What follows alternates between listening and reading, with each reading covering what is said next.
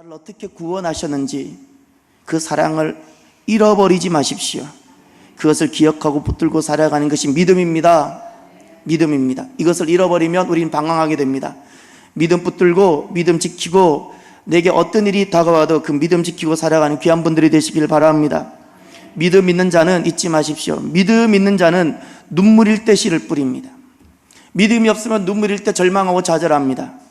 그러나 하나님이 나를 어떻게 사랑하시는지를, 하나님께서 나 같은 것을 어떻게 구원하셨는지를 그 사랑과 믿음 가운데 굳게 서서 믿음 지키고 있는 자는 잊지 마십시오. 눈물일 때 씨앗을 뿌립니다. 그들에게 하나님께서 꿈꾸는 것 같은 기쁨을 허락하세요. 그러니 귀한 여러분, 어떤 상황일지라도 아무것도 보이지 아니하는 눈물 같을지라도 주님 앞에 나와서 눈물로 씨를 뿌리는 복 있는 사람, 믿음의 사람들이 되시길 바랍니다. 반드시 주님께서 큰일 행하십니다. 주님 앞에 나오는 자들에게. 아멘입니까? 오늘은 에스겔 3장 말씀입니다. 2장에 소명의 말씀이 있었죠. 하나님이 부르심, 그 소명의 믿음으로 결단하면 주님께서 어떻게 해요? 성령을 부어주시고 그리고 능력을 더 입혀주시지요. 그리고 하나님께서 사역지를 맡겨주시는데 그 사역지가 어디라고요? 내가 서 있는 자리입니다. 아멘입니까? 내가 서 있는 곳으로 주님께서 나를 부르세요. 그리고 우리가 전할 사역의 내용은 무엇인가요? 나를 통해서 내가 만나고 있는 그들에게 무엇을 하나님이 계심을 알게 하라. 아멘입니까? 부모는 자녀에게 반드시 하나님이 계심을 알게 해야 되는 존재가 부모예요. 교회는 세상에 반드시 그들이 듣든지 아니 듣든지 하나님이 계심을 알게 해야 되는 존재가 교회입니다. 교회. 이것이 사역 내용이에요. 그들 어떻게 주의 사역을, 이 부르심, 하나님이 부르심, 소명의 사역을 감당할 수 있다고요? 오직 겸손과 순종, 오직 겸손과 순종만이 주님께서 나를 부르신 이 사역을 감당하실 줄 믿으시길 바랍니다. 오늘은 3장입니다. 에스겔 선지자를 이스라엘 파수꾼으로 보내시는 말씀입니다. 이스라엘 파수꾼. 우리는 오늘날 파수꾼이란 단어를 거의 잘 쓰지 않습니다. 문화적으로 쓰지 않는 단어입니다. 조금은 낯설고 어렵습니다. 파수꾼이란 단어의 핵심은 딱 두 가지입니다. 깨어있다라는 개념 하나 하고 알린다라는 요 두 가지가 딱 들어가야 파수꾼입니다.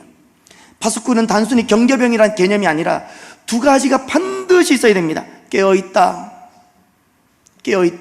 이건 잠자다는 것의 반대 개념이고, 또 하나는 알린다. 이건 침묵의 반대 말입니다. 무슨 일이 있어도, 내가 어떤 어려움을 당하고 화를 당해도 알린다는 겁니다. 듣든지 아니 듣든지 요 두 가지가 있어야 파수꾼입니다. 여러분, 파수꾼이 있는 곳은 반드시 망하지 않고 파수꾼이 있는 그곳은 복된 땅인 줄 믿으시길 바라요. 가정에 파수꾼이 있어요. 그 가정은 어려움과 여러 가지 것들, 파수꾼이 있어서 깨어있는 한 사람이 있고 그것을 가정들에게 알리는 사람이 있다면 그 화를 면하게 되는 줄 믿으시길 바랍니다. 왜 어려움이 오나요? 파수꾼이 있는데 파수꾼이 잠자고 있기 때문에. 파수꾼이 다가오는 화를 보고도, 자녀에게 임하는 화를 보고도, 가정에 임하는 화를 보고도 침묵하니까 화를 당하는 거예요. 더글라스 메가더라는, 우리나라 사람들은 잘 알 겁니다. 2차 세계대전의 영웅이고 인천 상륙작전의 영웅이셨죠. 그분이 유명한 전사에 기록되는 유명한 글귀를 하나 남겼습니다. 작전에 실패한 자는 용서받을 수 있어도 경계에 실패한 자는 용서받을 수 없다. 왜 그럴까요?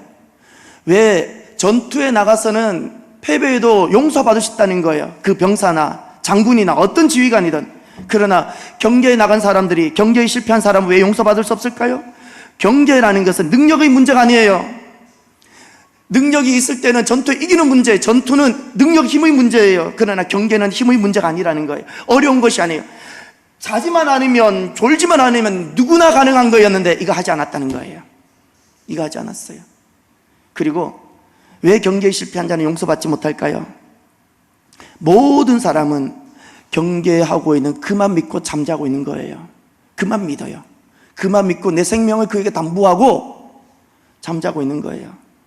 요즘은 그게 요즘 또 그거 있나요? 예전에 이발소 가면 남자들 이렇게 이발을 착 하고 마지막에 비누 거품을 막 해서 막 이렇게 바른 다음에 썩썩썩썩, 이게 뭐죠? 칼을 가는데 남자들이 다 목을 내밀어요. 참 남자들 믿음이 대단해요. 칼을 썩썩 갈고는 처음 보는 남자한테 자기 목을 턱 내밀어요. 이분이 수염을 안 깎고 목을 자르면 어떡하겠어요? 여러분 보세요. 이발을 하러 가도 그 이발사에게 이발사를 믿고 가잖아요. 그 이발사가 다른 마음을 품으면 어떡하겠어요? 많은 사람들이 깨어있는 파수꾼 한 사람을 믿고 자는 거예요. 다 내 생명을 그게 맡겼어요. 그 사람 하나만 믿고 자는데 자기 하나 살겠다고 모두를 버린 거예요. 죄악 중에 죄악이에요. 차라리 전쟁에 나가면 내가 힘이 없어 내가 죽는 거예요. 그러나 경계에 실패한 것은 나 하나 살겠다고 많은 사람을 죽인 거예요. 그러니 작전에서 실패한 사람은 용서받을 수 있어도 경계에 실패한 사람은 그래서 용서할 수 없는 거예요. 마찬가지, 영적인 것도 마찬가지예요.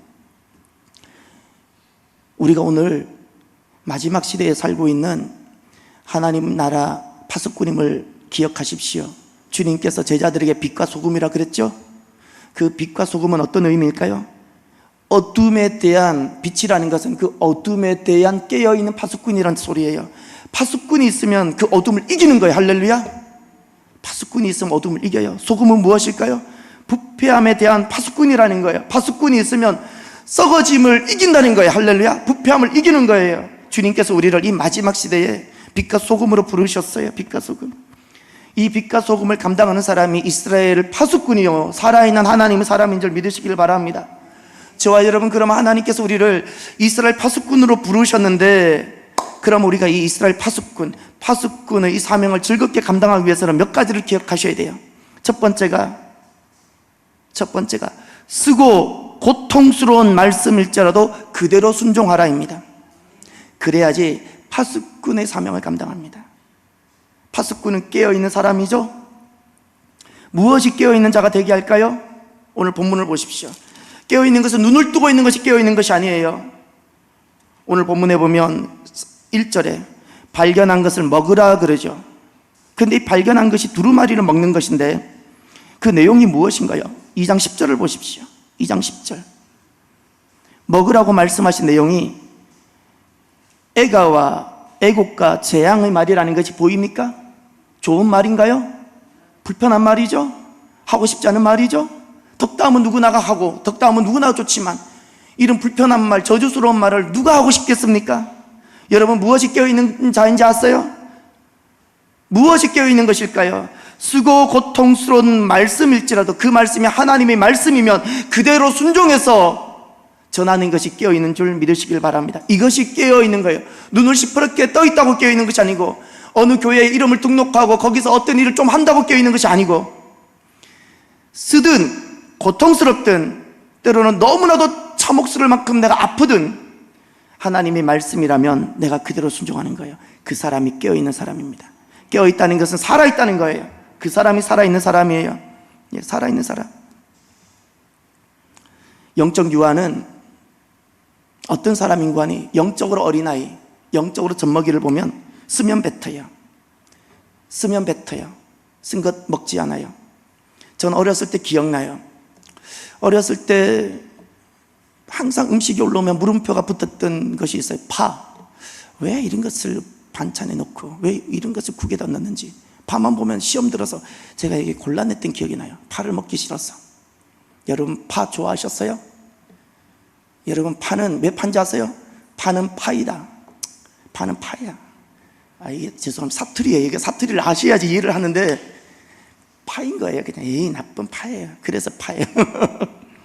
어렸을 때 제가 두 가지 먹다가 충격받았던 음식.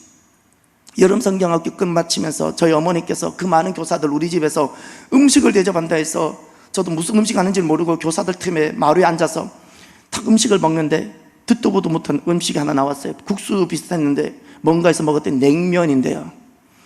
냉면에 무엇에 제가 뒤집어졌는가 하니 겨자하고 식초 그걸 섞어서 먹는데 무슨 이런 음식 같지 않은 것도 먹는지 그게 힘들었어요. 어렸으니까. 그래서 그걸 다 못 먹었어요. 어렸을 때 팔을 다 골라내고, 어렸을 때 겨자 다 골라내고, 식초를 다 피하고, 단 것 좋아하고. 왜죠? 제가 어렸으니까. 그러나 지금 어느 누구도 제게 지금 목사님 파 골라냈어요? 겨자 싫었어요? 묻지 않을 거예요. 묻지 않을 거예요. 저는 우리나라 음식 정도가 아니라 외국의 그 향신료 강한 음식 저 다 좋아해요. 즐겨해요. 외국에 나가서 우리나라 음식 찾아다니면서 먹는 게 제일 속상해요. 늘 먹는 음식 나가서도 또 먹으니까 나가서는 다른 거 먹어봐야죠. 예. 여러분, 걸리는 것이 많은 사람이 영적 어린아이입니다. 걸리는 것이 많은 사람, 믿음에 있어서 걸리는 것이 많은 사람이 영적 어린아이예요. 이것은 다른 말로 바꾸면 걸리는 만큼 나는 졸고 있는 거예요. 내가 성령님을 만나고 내가 믿음 안에서 충만해지면 정말 경험해 보세요. 걸리는 것이 있나? 다 가능하고 다 기쁘고 다 아멘이 되는 줄 믿으시길 바라요. 이 말을 정말 한번 경험해 보세요. 정말 성령님 안에서 내가 한번 변화되어지고 성령의 능력 가운데 내가 충만히 있게 되어지면 다 기쁘고 다 아멘이 되어져요. 아직도 우리 집에는 파 골라내는 애가 하나 있어요. 걔 보면 제 생각이 나서 그때쯤 되면 저는 안 골라낸 것 같은데 얘는 아직도 파 골라내요. 예. 아직 어리기 때문에 그래요. 몸은 커도 아직 어려요. 영적으로 성숙하면요, 영적으로 성숙하면 용광로 같이 되어져요. 용광로를 아세요?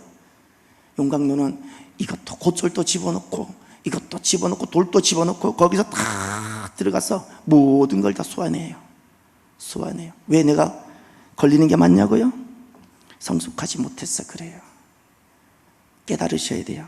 내가 똑똑해서가 걸리는 것이 아니고요, 내가 탁월하고 뛰어나서 보는 것이 많아서 걸리는 것이 아니고 성숙하지 못하기 때문에. 믿음으로 성숙한 사람이 되시길 바랍니다. 믿음으로 성숙한 사람은 쓰고 고통스러운 말씀일지라도, 내게 정말 달지 않는 말씀일지라도, 내가 불편한 말씀일지라도, 쓰고 고통스러운 말씀일지라도 그 말씀이 하나님의 말씀이라면 그대로 순종하는 거예요. 할렐루야. 예, 할렐루야. 저와 여러분 깨어있는 성도가 됩시다. 주님 앞에 그렇게 기도해요. 주님, 이 마지막 시대에 가정 안에서, 교회 안에서, 이 땅 안에서 깨어있는, 쓴 말씀이든 고통스러운 말씀이든 하나님 말씀이라면 그대로 순종하는 깨어있는 성도가 되게 하옵소서. 이것이 우리의 기도 제목이 되기를 바랍니다. 여러분 잊지 마세요. 쓰고 달다의 기준을 나에게 두지 마세요. 그게 어려서 그래요. 주님께 두시길 바라요. 내가 볼 때 써요? 주님께서는 항상 우리에게 좋은 것을 주시는 분이 있어요. 두 번째, 우리가 이스라엘 파수꾼으로 살아가기 위해서 내가 정말 살아가기를 원한다면 그 파수꾼이 있는 곳은 반드시 망하지 않고 살게 되어지는데, 망하는 이유, 어려움이 오는 이유는 파수꾼이 잠자기 때문인데, 내가 파수꾼이 되기를 원한다면 두 번째, 십자가를 통과하십시오. 십자가를 통과하십시오. 오늘 본문 4절부터 11절까지 두 번째 문단이 바로 그 이야기입니다. 십자가를 통과하는 이야기입니다. 지금 4절에 보면 주님께서 에스겔 선지자를 불러서 어디로 가게 하나요? 이스라엘 족속에게 가라 말씀하시죠. 그들에게 고하라 그랬어요. 그리고 5절에 보면, 5절과 6절에 보면 다른 타국에 보내는 것이 아니라 같은 언어, 같은 문화를 쓰는 곳에 보낸다 그랬죠. 예. 근데 7절을 보세요. 그러나 이스라엘 족속은 이마가 어떻다고요? 굳고 마음이 굳어 내 말을 어떻다고요? 듣고자 아니한다 그랬어요. 듣고자 아니한다 그랬어요. 참 비참함이죠.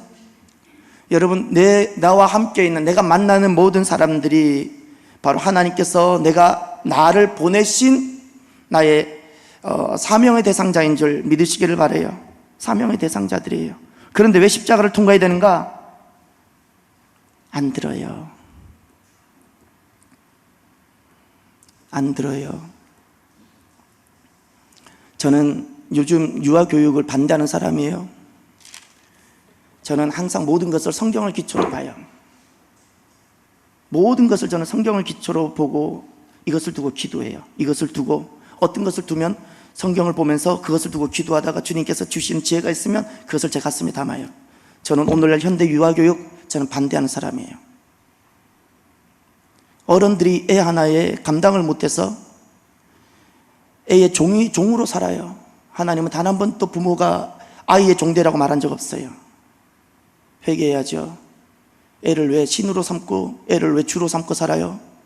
그 아이 절대 그가 그렇게 자라서 하나님을 만날 것 같아요? 아니요, 그렇지 않아요. 우리도 살아봤잖아요. 사람은 잊지 마세요. 죄악 중에 태어납니다. 예뻐 보이고 날 닮아서 좋죠? 죄인임을 잊지 말아야 돼요. 그가 하나님을 만나기 전까지는 그가 그렇게 자라서 반드시 하나님을 거역하는 사람 돼요. 그런 사람을 예쁘다고 애 종이 되어서 애가 원하는 데 키운다고요? 그렇지 않아요. 어렸을 때 하나님 앞에 무릎 꿇도록 먼저 부모님께 순종하는 자가 만들어야 돼요. 부모님께 순종하는 자. 그것이 내가 기도를 하든 무슨 일을 하든 순종하는 자가 되게 해야죠. 순종하는 자가 되게 해야 돼요. 오늘 본문에 보면 이스라엘 족속들에게 보내는데 그들이 아니 듣는다 그랬어요. 그래서 중요한 건 8절을 보세요. 8절을 보세요. 보라, 내가 그들의 얼굴을 마주 보도록 내 얼굴을 굳게 하였고. 누구의 얼굴이에요? 에스겔. 그들의 이마를 마주 보도록 어떻게? 내 이마를 굳게 하였다. 하나님 담대함을 주세요. 누구에게? 에스겔에게. 에스겔에게 담대함을 주세요. 9절을 보세요. 내 이마를 화석보다 굳은 금강석 같이 하였으니 그들이 비록, 다 같이 읽어볼까요? 그들이 비록 반역하는 족속이라도 두려워하지 말며 그들의 얼굴을 무서워하지 말라 하시니라. 아멘. 예.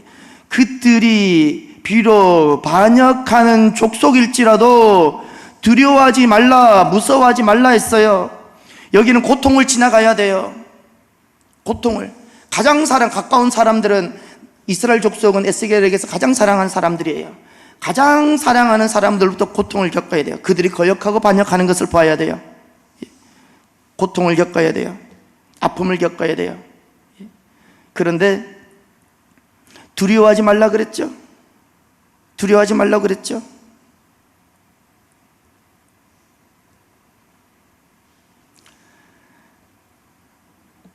사람들은 왜 두려워할까요? 이 두려움은 어디에서 극복이 될까요? 파수꾼으로 부름받아도 이 두려움의 문제가 해결되지 않으면 죄송하지만 자녀에게조차도 부모가 파수꾼 역할을 감당 못해요. 자녀에게조차도. 파수꾼의 사명 감당하고 계세요? 마귀는 어떻게 하든지 우리에게 온통 두려움의 거리들을 배설해 놓고 있는데,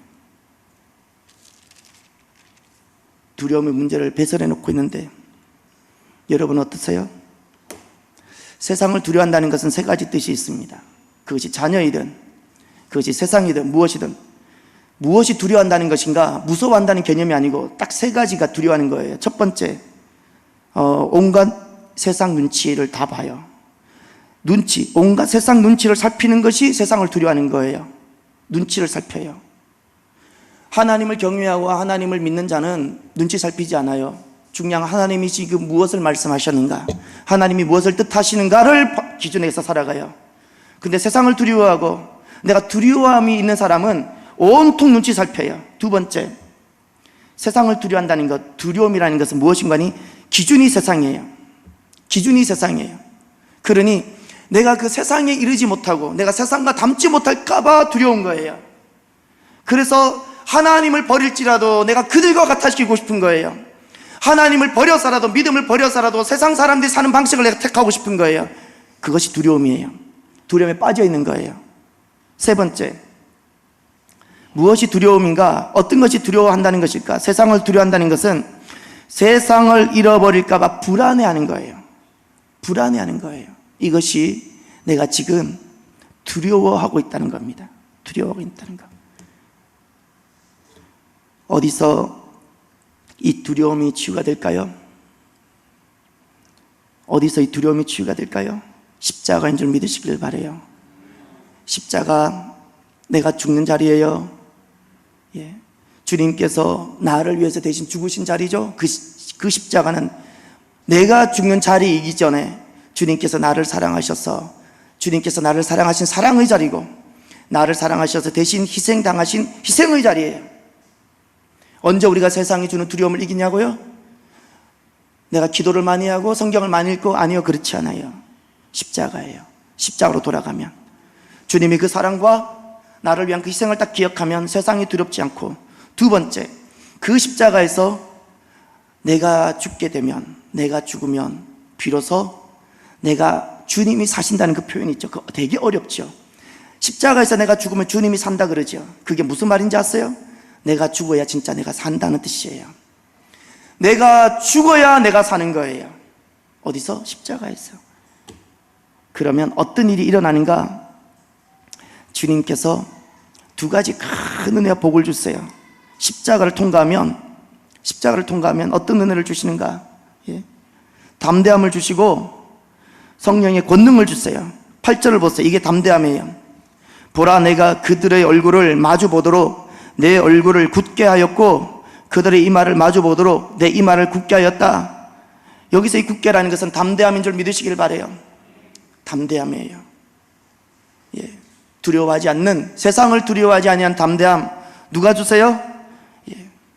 내가 파수꾼의 삶을 살겠다고 결정하고 십자가 앞으로 나가 십자가를 붙드는 그 사람, 십자가를 통과하는 그 사람에게는 첫 번째 이 담대함을 주시고, 두 번째 11절을 보세요. 아니요, 14절을 보십시오. 14절. 너무나도 복된 말씀. 14절에 보면 두 번째 어떤 말씀을 주시는 거니?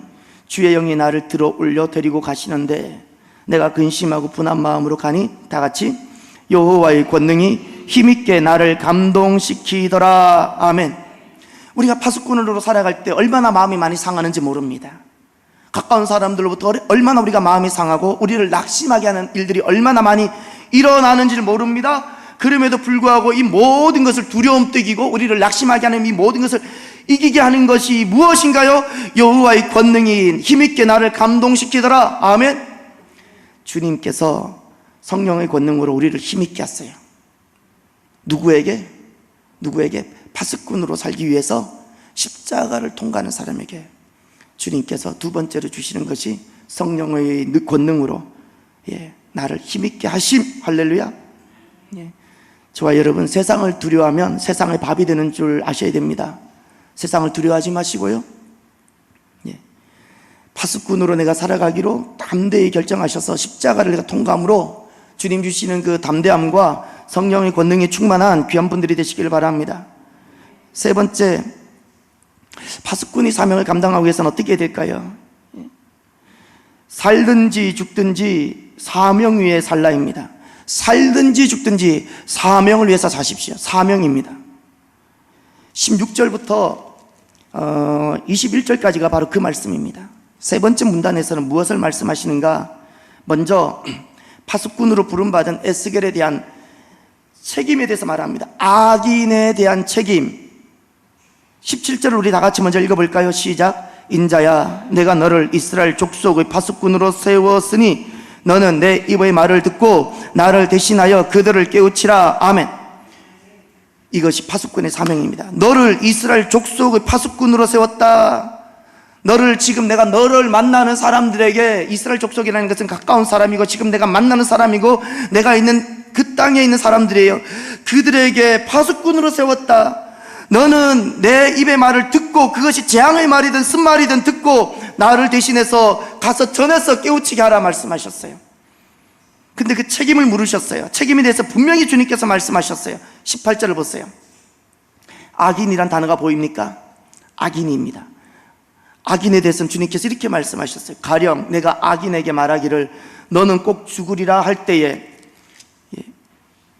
내가, 여기서 내가라는 것은 이제 에스겔이죠. 내가 깨우치지 아니하거나 말로 악인에게 일러서 그가 악한 길을 떠나 생명을 구원하게 하지 아니하면, 예, 악인이 있는데 곧 죽게 되는데 가서 깨우치지 않는다면, 너 에스겔, 너가 가서 깨우치지 않거나 그의 생명을 구원하지 않으면, 그 다음 다 같이 읽어보세요. 18절 하반절 시작. 그 악인은 그의 죄악 중에서 죽으려니와 내가 그의 핏값을 내 손에서 찾을 것이고. 아멘.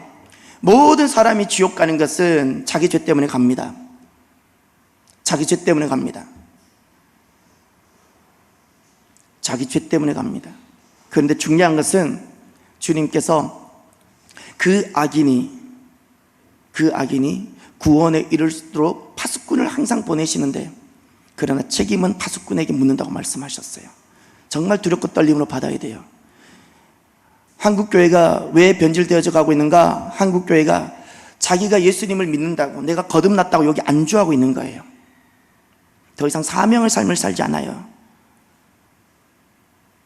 이것이 얼마나 변질이고 타락인지 몰라요. 저는 역으로 질문해요. 정말 거듭난 자가 자기 구원에 만족하는 삶을 살 수 있을까? 아니요, 불가능해요. 불가능하다고 난 봐요. 오늘날 한국 그리스도인은 거짓된 구원 속에 빠져 있지 않나라고 나는 진단을 해요. 정말 구원받은 사람은, 정말 거듭난 사람은, 정말 하나님을 만난 사람은 자기 구원에 만족할 수가 없어요. 그 삶이 사라지지가 않는다고요. 사라지지가 않아요. 여러분, 좋은 식당 하나만 만나도 내 사랑하는 사람들에게 그 식당 전하고 싶지요? 천국이 있는데, 그리고 저 불구덩이 지옥이 있는데 내가 입을 닫고 살아간다고요? 내 자녀들에게, 내 사랑하는 이웃들에게? 불가능하다고 난 봐요. 불가능하다고. 내가 거짓된 구원에 빠져 있든지 거듭나지 않았든지 둘 중에 하나일지, 정말 거듭난 자는 그 삶은 자기 만족적 구원의 삶은 살아갈 수가 없어요. 없어요. 중요한 것은 파수꾼이 전해야 되는데 전하지 않았어요. 주님께서 그가 지옥에 간 것은 자기 죄 때문에 가지만 책임은 누구에게 묻는다고요? 파수꾼. 파수꾼. 이 땅 사람들이 결국 자기 죄 때문에 망하게 되고 지옥 가는 건 하나님이 자기 죄 때문이에요. 그러나 이 땅이 망한다면 누구에게 죄를 묻겠다고요? 교회에게. 교회에게. 제가 자주 말씀을 드리죠. 하나님께서 세상의 악한 정도의 기준이 세상에 있지 않고 교회에 있다고요. 교회를 보고 이 세상이 얼마나 타락했는지 타락하지 않았는지 기준을 정한다고 제가 말씀을 드렸죠. 교회가 파수꾼인데, 파수꾼인데. 19절을 보시면, 19절을 보면 악인에 대해서 이렇게 역으로도 말합니다. 내가 악인을 깨우치되, 또 악인이죠. 계속 같은 이야기인데, 그가 그의 악한 마음과 악한 행위에서 돌이키지 아니하면 그는 그의 죄악 중에서 죽으려니와. 그 다음 보세요. 어떻게? 다 같이 시작. 너는 내 생명을 보존하리라. 악인에게 가서 깨우쳤어요. 전했어요. 파수꾼의 사명을 감당했어요. 그래도 돌이키지 않을 수 있어요. 마음이 완고해서 자기 죄 때문에 죽을 겁니다. 그러나 중요한 것은 너는 어떻다고요? 내 생명을 보존하리라 말씀하셨어요. 이게 파수꾼이에요. 20절과 21절은 이렇게 말씀하셨어요. 의인이 등장하죠. 의인은 죄가 없나요? 아니요. 세상에 죄가 없는 의인이 없어요. 그래서 이렇게 20절이 시작합니다. 또 의인이 그의 공의에서 돌이켜 악을 행할 때는 이라는 거예요. 의인이 악을 행할 때, 의인이 악을 행할 때, 악행할 때입니다. 악행. 이미 행한 그의 공의는 기억할 바 아니라. 이것도 두려운 말씀이죠. 내가 그 앞에 거치는 것을 두면 그가 죽을지니. 예. 그 다음 보세요. 이는 내가 그를 깨우치지 어떻게? 않음이라 말씀했어요. 파수꾼이 그를 깨우치지 않았다는 거예요. 의인인데 그것이 악행인지도 모르고 그가 행하고 있는 것을 너가 깨우치지 않았기 때문에 그가 죽게 되는데, 그는 그의 죄 중에서 죽으려니와 그 핏값은 내가 내 손에서 찾으리라. 내 손에서 찾는다 그랬어요. 가정 안에 반드시 하나님은 파수꾼으로 세운 사람이 있고, 이 땅 안에 반드시 주님께서는 어두움과 부패한 가운데 파수꾼을 세워놓았어요. 주님께서 그들이 살고 죽는 것 자기 죄요 자기 믿음인데, 그러나 책임은 누구에게 물으신다고요? 파수꾼이에요. 파수꾼. 여러분, 파수꾼의 살고 죽음은 어디에 있나요? 파수꾼의 살고 죽음은요, 내가 건강해지고 내가 재산이 많아지고 여기에 있지 않고요, 사명을 감당함에 있는 줄 믿으시길 바랍니다. 내가 사명을 감당할 때, 파수꾼으로서의 사명을 감당할 때 내가 사는 것이고, 내가 파수꾼의 사명을 감당하지 못하는 것이 내가 죽는 겁니다. 성도의 타락은 교회를 나오지 않는 것이 아니고요, 성도의 타락은 기도하지 않는 것이 아니고요, 성도의 타락은 교회를 나오면서 누구보다 많은 교회를 봉사하면서 자기 만족적 신앙생활을 하는 것이 타락입니다. 자기 만족적 신앙생활, 이것이 타락이고, 봉사도 자기 만족을 위해서 봉사해요? 타락이에요. 죄송하지만 자기 만족을 위해서 봉사한다면 봉사를 내려놓으세요. 봉사를 내려놓으세요. 주님 어차피 받지도 않고 그것이 교회를 오염시켜요. 영적으로. 자기 만족적 신앙생활, 이게 성도의 타락이고, 교회 와서 기복적 삶, 타락이에요. 무엇이 성도가 걸어가야 되는 길인가? 사명입니다. 사명을 해서 사는 거예요. 내가 교회를 어떤 것도 봉사를 할지라도 그것이 나의 사명이어야 돼요. 내가 좋아하는 것이고 내가 잘하는 것이니까 하는 것은 타락이고, 내가 잘하고 못하고를 떠나서 주님께서 내게 부르신 부르심이고 내게 주신 사명이니까 하는 것이라면 그것이 믿음인 줄 믿으시길 바라요. 성도가 살고 죽는 것은 내가 잘하는 것, 내 기호이기 때문이 아니라 사명이 됩니다. 사명. 여러분, 살든지 죽든지 사명을 위해서 사는 자가 되시길 바랍니다. 이것이 우리 기도 제목이 되어져야 돼요. 살든지 죽든지 사명을 위해서 사는 사람이 되어져야 됩니다. 끝으로 파수꾼으로 내가 살아가길 원한다면 끝으로는 무엇을 말씀인가 하니, 자기를 위한 자유를 버리고 주님과 함께 사십시오. 자기를 위한 자유, 그 버리고 주님을 위해 주님과 함께 사는 사람이 되시길 바랍니다. 오늘 마지막 22절부터 27절 내용이 바로 그것입니다. 22절 보면 하반절에 주님께서 이렇게 말씀합니다. 일어나 들로 나가라 말씀하셨어요. 들로 나갔어요. 그랬더니 들에서 24절 보세요. 하반절, 너는 가서 내 집에 들어가 문을 닫으라. 들로 나가라 해서 들로 나갔어요. 또 24절 들로 나갔더니 이제 집에 들어가라 그랬어요. 들로 나가는 것이 에스겔 계획이었어요? 집에 들어가는 것이 에스겔 계획이었어요? 아니었어요. 25절을 보세요. 무리가 내 위에 줄을 놓아 너를 동여 매리니 내가 그들 가운데서 나오지 못할 것이라. 사람들이 너를 동여 맬 거라는 거예요. 나를 살려달라고. 무거운 사람의 짐이 너에게 주어질 거라는 거예요. 더 놀라운 것은 26절을 보세요. 내가 내 혀를 입천장에 붙게 하여 내가 말 못하는 자가 되어 그들을 꾸짖는 자가 되지 못하게 하리니 그들은 패역한 족속임이라. 말 못하는 벙어리가 될 거라는 거예요. 이것이 무슨 말인가요? 전에는 내가 들러 나가고 싶을 때 들러 나갔어요. 내가 집에 들어오고 싶을 때 내가 들어갔어요. 전에는 사람들이 나를 주목하게 하고 사람들이 나를 위하는 삶을 살게 만들었어요. 전에는 내가 사람들을 만났을 때 내가 하고 싶은 말을 했어요. 그가 상처를 받든 못 받든 상관없이 내가 하고 싶은 말을 했어요. 파수꾼으로 살아간다는 것은 에스겔의 모습을 보세요. 여기에 더 이상 에스겔의 자아가 있나요?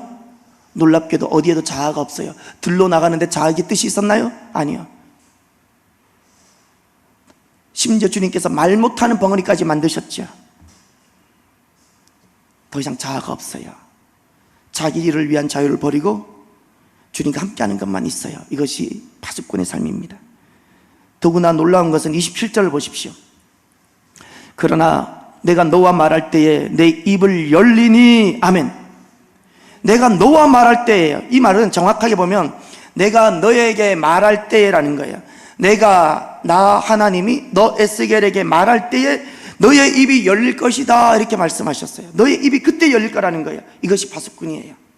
주님께서 말하실 때에 내 입이 열리고 주님께서 말할 때에 비로소 내가 사람들에게 말을 전하는 거예요.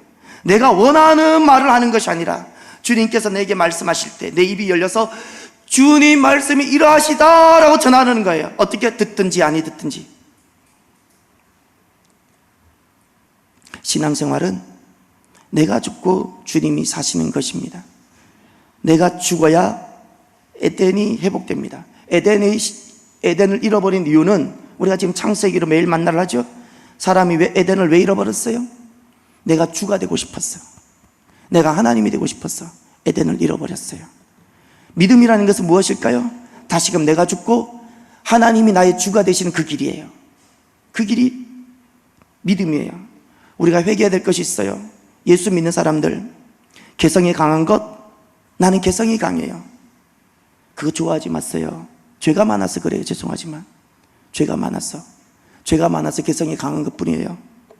내 마음대로 사는 것, 신앙생활 또 내가 원하는 대로 사는 것 좋아하지 마세요. 죄가 많아서 그래요. 그거 회개해야죠. 언제까지 그렇게 사실 거예요? 언제까지? 오늘이라도 주님 오시면 어떡하시겠어요? 그렇게 살다가. 그리스도인은 항상 두 가지가 기초가 되어야지 믿음이 세워집니다. 하나가 주님께서 나를 위해서 베푸셨던 그 은혜, 십자가 은혜를 기억하십시오. 이것이 내 믿음의 기초가 되어져야 됩니다. 믿음은 여기에서 시작되고, 믿음은 언제 완성이 되는가? 주님께서 다시 오신다고 말씀하셨는데, 그 종말 천국 소망을 바라보고 갈 때 비로소 십자가 위에서 시작된, 주님 은혜 위에서 시작된 내 믿음이 주님께서 다시 오신다는 그 종말을 보고 소망 가운데 걸어갈 때 비로소 내 믿음이 완성되어져요. 요 은혜와 종말, 그 사이에는 죄송하지만 내 개성, 정말 주님 만나보세요. 내 개성 같은 이야기가 되나요? 아니요, 여긴 순종만 있어요. 개성이 왜 강하냐고요? 죄가 많아서, 아직 회개가 안 돼서 그래요. 내가 죽어야 비로소 진짜 내가 살게 되는 줄 믿으시길 바랍니다. 여러분, 자기를 위해서 살아가는 자유가 죄라는 사실을 잊지 마십시오. 그것이 선악과 사건이고, 인간의 불행은 그렇게 시작됐고, 오늘날 세상은 다 자기를 위한 자유로 살게 만들어요. 속지 마세요. 주님과 함께 사는 자가 되어져야 돼요. 주님과 함께 사는 자, 주님과 함께 사는 자. 저는 제가 목회를 하면서 성도들을 보면 무엇이 느껴지는 거 아니에요? 파수꾼의 삶, 또 어떤 제자의 삶, 이것을 피곤하게 보고 불편하게 보고 이것을 가능하면 피하려고 하는 모습들을 봐요. 파수꾼의 삶이 피곤할까요? 복된 것임을 잊지 마십시오. 제자의 삶, 파수꾼의 삶, 사명으로 사는 것이 진짜 복입니다.